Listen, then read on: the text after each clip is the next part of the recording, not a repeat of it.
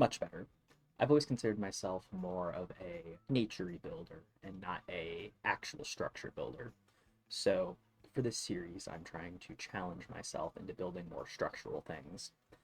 First off, I like to start with wool as my base building block. I tend to color code it. So in this case, we know red means walls, blue means water, yellow means a roof. With that in mind, we are going to be building away with the first portion of our structure, just getting general shapes going. So right now I'm just throwing up walls, trying to figure out what the physical geometry of this build is at the moment. Truth be told, I'm just kind of looking at the reference image, going back and forth until eventually I'm happy with my shape. Once I hit my shape mark, I then move on to my textures and colors. So now that the shape is finalized, I am now looking at colors. You can see me going through different gradient options here. If we take a quick look at the reference, you can see that it's a very white, cream colored building. So I decided I would stick with that. Here I am just like touching up little things here and there that I didn't like with the general colors. This is going to change again. It's going to change a million times. I'm just getting the palette. Now, at the front of this build, I wanted there to be like a nice river, brook, creek thing.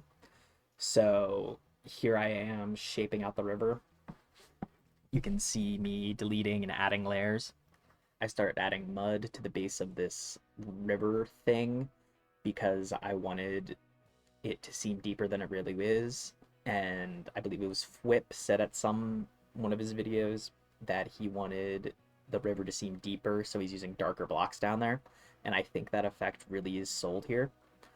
So you can see me here building the riverbed, making it look cute and all that. You can see also I'm going to change the walls to a coal, I believe, to help sell the dark void going on down there. So once I'm satisfied with the shape and whatnot, I'm going to flood it. For some reason in my head, I was sold on this idea that I would have a flat roof on this guy. I was wrong. I will admit that. So I am figuring out the roof, really struggling with it. I wasn't happy with anything I was coming up with. So I decided to switch lanes and start working on a tree because I wanted there to be a nice tree in the courtyard.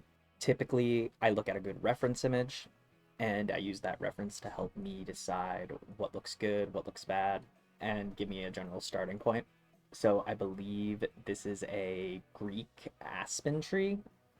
I'll flash the real name on the screen if I'm wrong about that. So you can see me messing around here.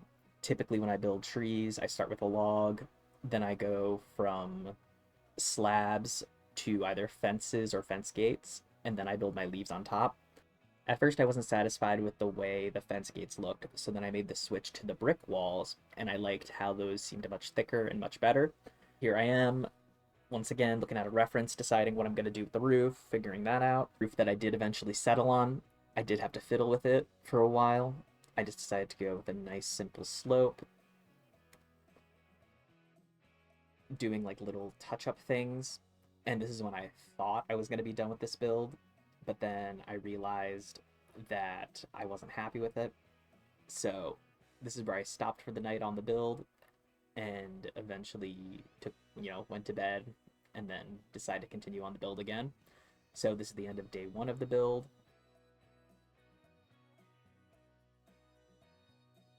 Thing I like to do when returning to a build after taking a long break from it, whether it be like a lunch or go to sleep like I did in this case, I like to make a nice 360 of it so I can get an idea of what needs to be done, what is done, and what kind of love I need to give this place.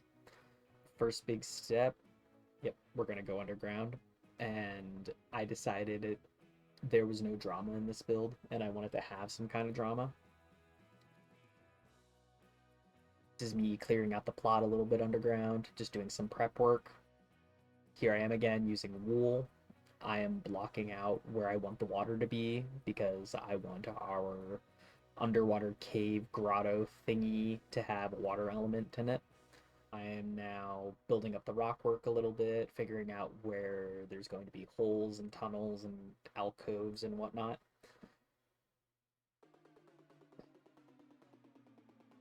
here I am making, again, another alcove, and I'm going to put some nice stalactites and stalagmites in there.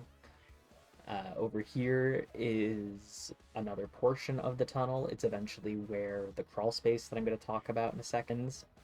I decided in the wine cellar I wanted a tunnel that goes underground to this cave section. So this is me building that tunnel, and I wanted to make it so that you had to crawl through it by using the trapdoor trick. So I'm just like making basically a 1x1 space that the player can crawl through. So you can see me doing that. Originally, this corner that my back is to right now, I want to put like a little like peek through thingy that you could look at. I just couldn't figure out exactly what I was aiming for. Right here, I believe this is my first trial of the tunnel, and I broke it. So I did this for about a solid 10 minutes of me just going in, fixing an issue, tweaking it, fixing an issue, tweaking it, fixing an issue, tweaking it. And eventually I had a tunnel that you could crawl through. Skipped over that because it was a lot of just me going in and out, breaking it, crawling back in, all that. Once again here, I am working out the water feature and the rocks and how that's all going to work out again. So you can see me adjusting the lake thingy that's going to end up there. And I'm just kind of placing it and getting general shapes in it. I'm not thinking about palettes or anything like that. I just want to make sure everything is shape-wise okay. I believe this is like a form of blocking in other art mediums, so I'm just kind of blocking out the build and figuring out what I want. Here, I'm putting in my little glowberry grotto, is what this area will eventually become. And that water feature that I'm currently building in, it is actually attached to the lake crick thing outside of the build. And I wanted to have an alternate way to get down here if you really wanted to by swimming through that. Here again, I am making shapes, getting the tunnels to look nice and cute. This portion of the build is heavily inspired by the Cincinnati Natural History Museum, and they have an entire underground spelunking slash cave network that you can walk around in that's all man-made. I used some of my actual travel photos in my trip to the city. On screen, these are just stock images. These aren't actually photos I've taken. They are just ones I found on the internet because I don't want to dox myself by accident. So I will not be putting my own pictures out there of the museum, but if you do get the opportunity, thoroughly recommend it for the cave experience alone. Over here, I am now figuring out how I'm going to connect the tunnel to the rest of the cave. I also made the switch over to stone because I figured out I had blocked enough, so now I can start focusing on color more than shape.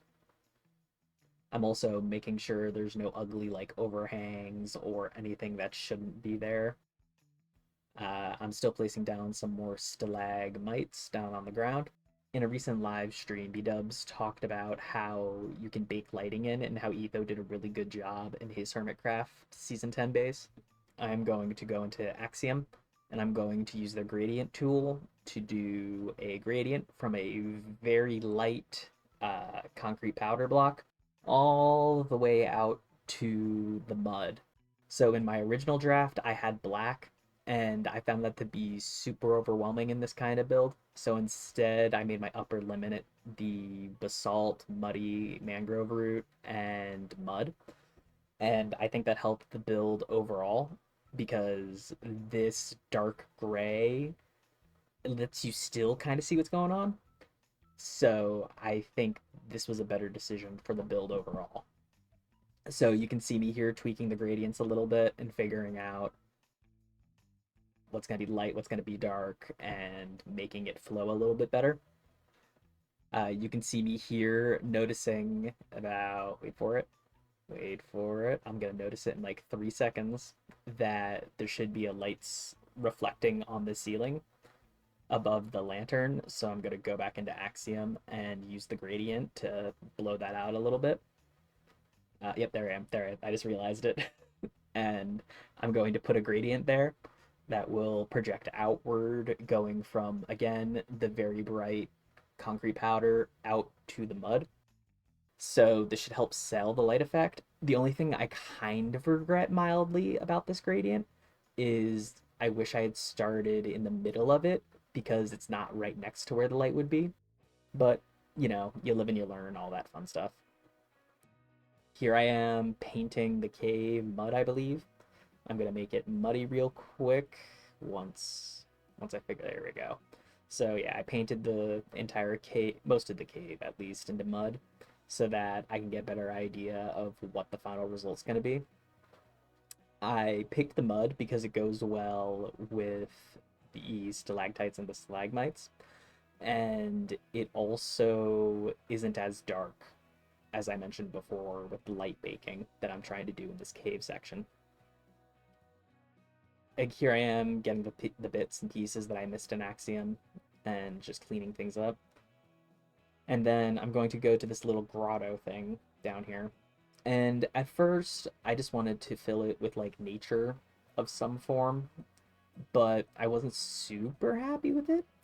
So you're going to see what I end up doing in a few seconds. Yeah, I'm still just going around cleaning things up. At this point, I turned up the game tick rate and I filled this tunnel in with glowberries. For me personally, I find it much easier to just, in a case like this, fill it to the max with whatever I'm putting in there and then slowly cutting it back until I find what I'm looking for. So I did that. I filled this in with mud so I can get a good idea of what I want to do. All I really knew at this point is that this little grotto thing was going to be a point of interest of some sort. So I needed to have something that was cool to look at. I'm just kind of sitting there thinking about it, cutting back the glowberries, and eventually I landed on this idea, which I think is silly and dumb. Putting in some nice stone here, and then I'm building like a little table altar thingy. I'm doing a little mini gradient between the brown, or the muddy root, the cobble, and the stone bricks. I am also going to be writing a custom book here, which I'll read to you at the end if you promise to stick around. And then I'm throwing down some candles, making a nice little altar vibe, light it up. And then I'm going to put some redstone on the floor here, which just, I know this is an old Minecraft trick, but it still tickles me just to look at it. Here I am in World Edit, baking in my lighting. So you can see me adding lights around the candles and whatnot. I was messing around with it, and then I realized here that it was peeking through, so you're going to see me go back in a few seconds and change it up. So I'm making like little minor edits and whatnot inside there, and then I'm going out here, making changes, adding blocks, taking away blocks, you know, just making it smoother so it's not just a big lump in the corner, even though this corner by design you're not going to be looking at too much. Here I am adding back in the glowberries, giving some love, add some more light. And then you're going to see me realize here at a certain point that I need to bake in more lighting because the glowberries emit light. Again, this is a hindsight thing. I wish I had started in the middle of the gradient, like how I mentioned with the lantern earlier, because the glowberries aren't super bright. But you live and learn. I was trying a new thing with this build, so here we are. Again, making tweaks, making sure things are semi-presentable at this point. Here, I'm figuring out what I'm going to do with this little shelf thing, because I wasn't sure exactly at this point. First I was like, moss, yeah, moss is going to be a great filler. Just throw some nature in there. It is fine. And then I remembered, wait, you can bone meal moss. So why don't I just do that? So then I had to undo all this work that I just did. And you can see me just like hitting it and getting a few different options going, getting some tall grasses, some little azalea bushes. And that was basically the majority of the effort I put into this back corner. Just enough to make it so it's like, okay, there's something there, but you're not supposed to look at it. It's a dark corner. We're looking at this in night vision with gamma 100. We're fine. Here I am adding some more green because it felt weird just to have one corner with green when you have this big water lake, right? So gave that a little bit of work. At this point, I think I'm adding our aquatic friends to this build. So if you see two frogs and an axolotl floating around, they live here now. They're friends, so they just kind of hang out. I like to add some sort of mob usually to builds like this because anything that can give you a little bit of extra movement, you gotta take because this is a very stationary game by default. That's why I run the Vanilla Tweaks pack, and I think it's Vanilla Tweaks that makes the plants and the water move. I think, but I'm also running a few little client-side mods, of course. Here, I'm doing last-minute touches, adding some spores because I wanted to, movement. Got to get that movement going.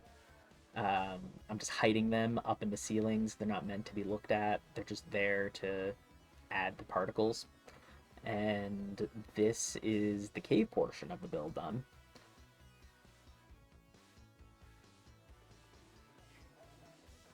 I decided the outside needed a little bit of extra love.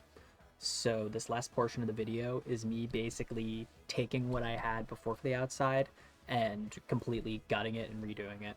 So my original concept was a like garden stall kind of thing. And I wanted to have this mix of living and workspace within this building house shop thing. So the this little side area that I put all the acacia trapdoors around is going to be the shop. And originally I wanted to do like a tent canopy thing with this wool, but I was having a lot of issues with baking in the lighting. So before I even get there, I'm getting a little bit ahead of myself. I am now making street posts. This is the first edition. So I'm trying to bake in the lighting by having the cobblestone at the top and the deep slate all the way at the bottom. And I didn't really love this design. It was too chunky in my opinion. I went in and I made this one, which is the design I ended up sticking with. I am very happy with these ones. I just kind of wish I had done some little more touching up stuff to make them a little bit different because they're all a little same because they are identical, but they're a minor part of the build, so it's not the end of the world. Part of my new outdoor concept that I drew was I wanted to widen this front part, put a road there. And the way I ended up doing that was a bunch of wood types. And I placed them so that under the streetlights, it was the lighter woods. And as it gets further away, it gets a little bit darker. So that's another way that I'm trying to fake the lighting in the game. Here's my failed attempt at that gradient I was talking about. I was desperately trying to get a orange and a yellow gradient going here. And I messed around for about a solid half hour, 45-ish minutes, until I eventually just kind of gave up on this idea. I think it was a good idea, but not enough space. If I had a larger area to work with, I feel like I could have gotten away with it. But instead, I just wasted half hour of my life messing around with this. At this point, I got frustrated and I walked away to work on something else, which I find is the best way to deal with these kind of problems. If you're not sure what you're going to do, move on to something else, come back to it later. So here I am just kind of smoothing out the shop area, making it like stone texturing a little bit. I wanted it to blend into that like shop section I'll show you later on the left. And that has stone bricks, so I use stone bricks. Here again, with the path, I'm trying to bake some more lighting in, if those little wood stairs in the bottom. Over here on the right, I wanted to have some sort of like shelf thing that created separation between the street and the shop. So I built this little shelf network and I put some chests and some potted plants on it.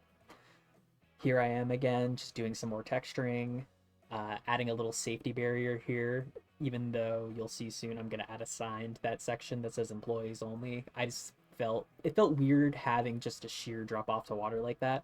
So I threw a little wall up just so there was a little something to keep you from falling in. This bridge, I feel like I have a bad beef with bridges, and this bridge proved that point.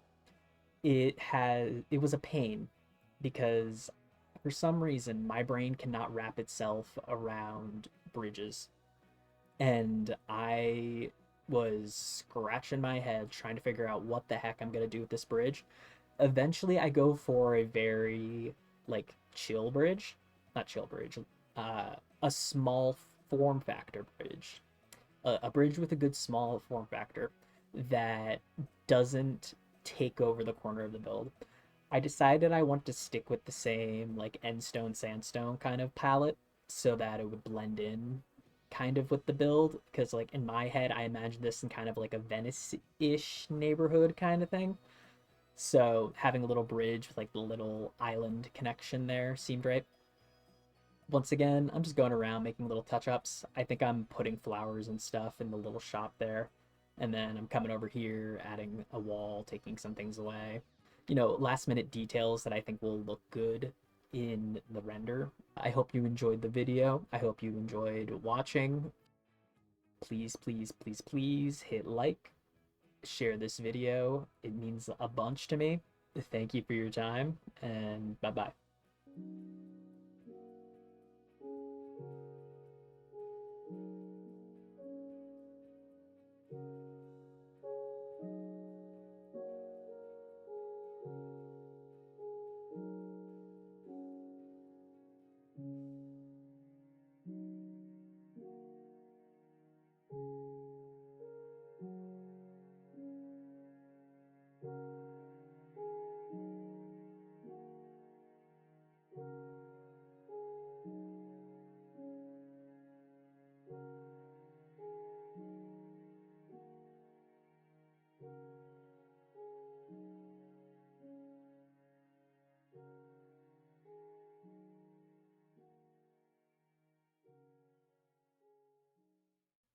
After a long day in the studio, I like to relax with a nice, refreshing health potion. Refreshing. Now, as promised, I'm going to read the special little book that was in the cave. Let me first take off my helmet and we'll get started.